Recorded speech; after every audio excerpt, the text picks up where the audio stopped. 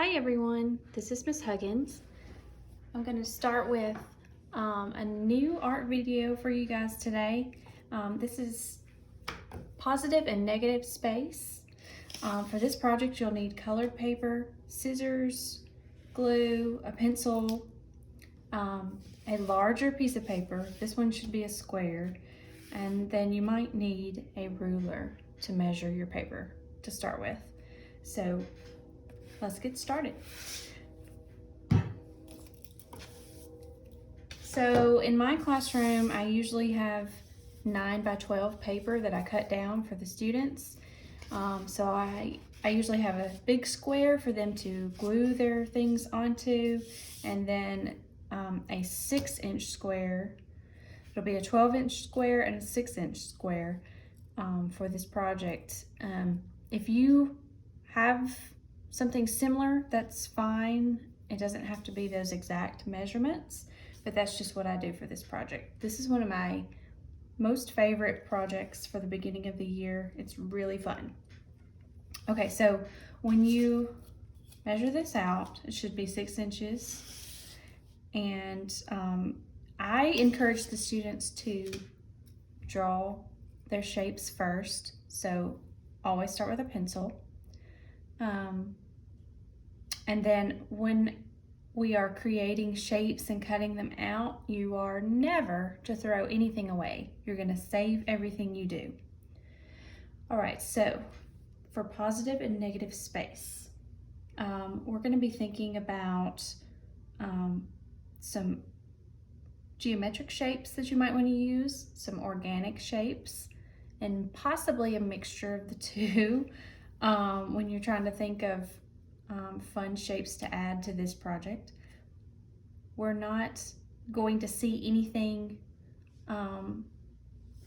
realistic when we start drawing. We're just going to see fun shapes. So they don't really mean anything. They're not going to be pictures of anything, really. They might remind us of things, but they're going to be non-objective, really. And some might be geometric, some might be more random. All right, so when I say random, I might even do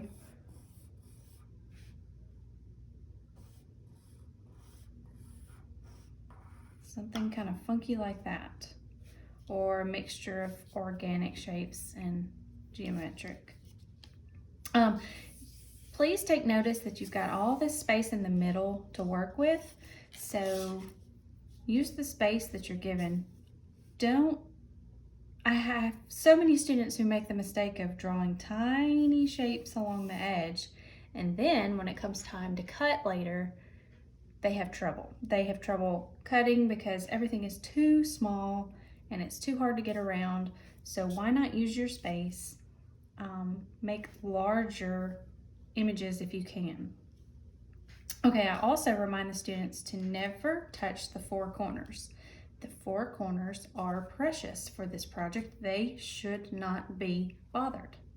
All right, because if I start cutting anywhere near those corners, it might get confusing for me later. It might be hard to put back together. So I always use the edge when I'm making shapes, but I don't touch the 4 corners. All right, so let's do a combination of curvy, and we'll do a combination of curvy, like here and here, and some that are more pointy, like I like to call them. Let's do some that are kind of boring, like this square and this one, and let's do some that are a little more fun. You'll need a variety of both. We'll do some that are kind of long and skinny, and some that are more short and small. Let's think about, what kinds of shapes have I not used yet? I might just do something as simple as a triangle. Let's see. How about a moon shape? You just need to trust your, well, that's really more like half of a moon. You need to trust yourself though. If you're looking at this project and you're thinking, how in the world am I going to cut that out?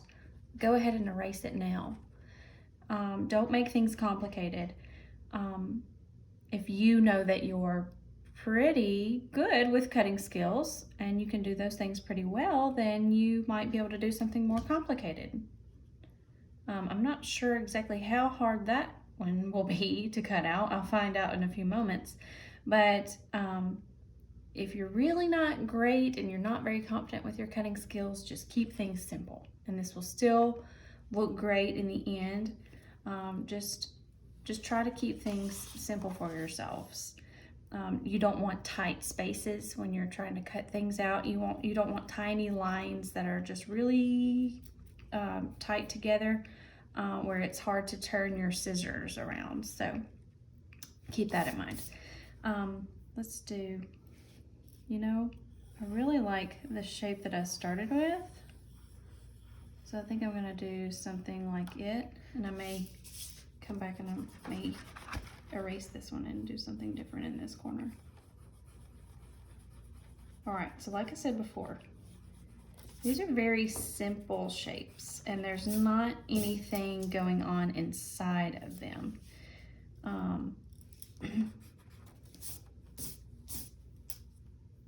There's no extra details on the insides of the shapes. Okay, let me look at my notes here. Let's see, I haven't done anything like this yet. Just a straight line or a straight, just a plain rectangle. Okay, and then I have one extra space left.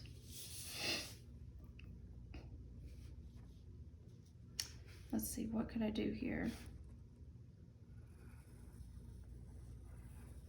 I'm gonna try to do something like this.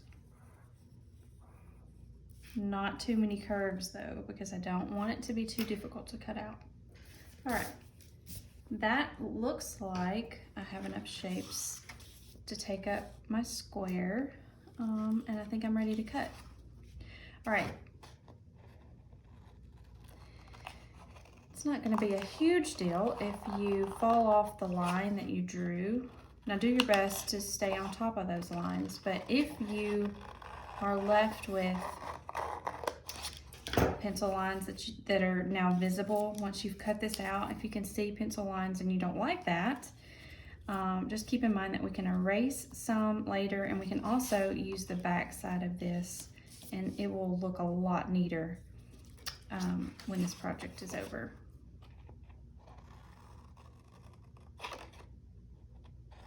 When I get to this larger shape, all right, I'm making myself a pile and I'm saving these pieces for later. Never discard anything.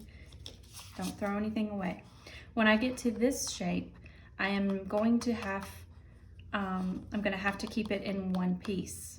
So don't cut this side out and then come back and cut this later in two pieces, because that is not going to look great. And you'll see why in just a moment.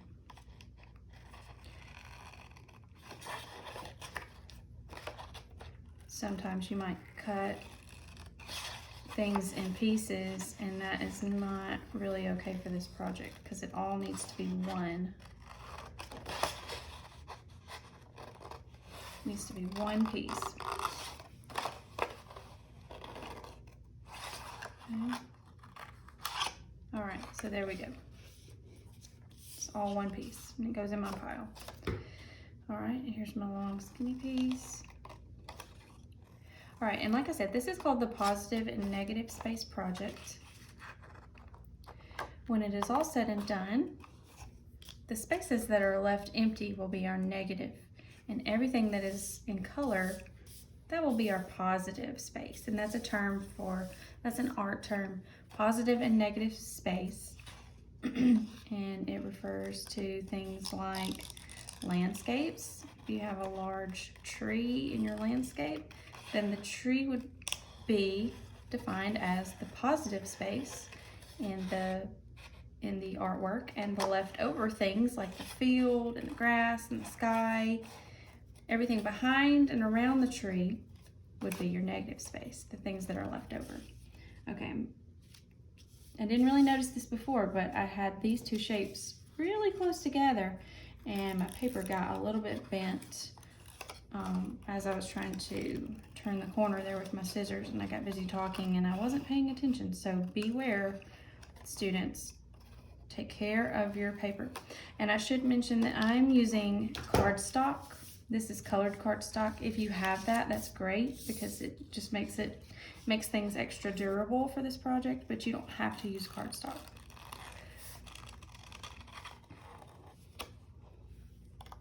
All right, everything's going in my pile. Everything is staying in one piece. I'm being really careful with my corners. And I'm trying to use really, really good cutting skills. I told my fourth graders the other day that your cutting skills for this project should be the best cutting skills you've ever used. We're gonna leave our third grade cutting skills behind because we're in fourth grade now, and we're gonna do so much better than we did before. So much better than we ever did. Okay, so last shape here. And you can go ahead and be thinking about glue. Everyone would agree that glue sticks, that's preferable. Most all of my students have been using the glue sticks this week, and that has been great. But if you have regular Elmer's glue, we can make that work. We can make that work. There is that pesky little place that got bent, and now it is a little bit fragile, and it just got caught up in my scissors again. So plan ahead and make sure that your shapes are not too close together. Don't do what I just did. All right, and in preparation for this next step, you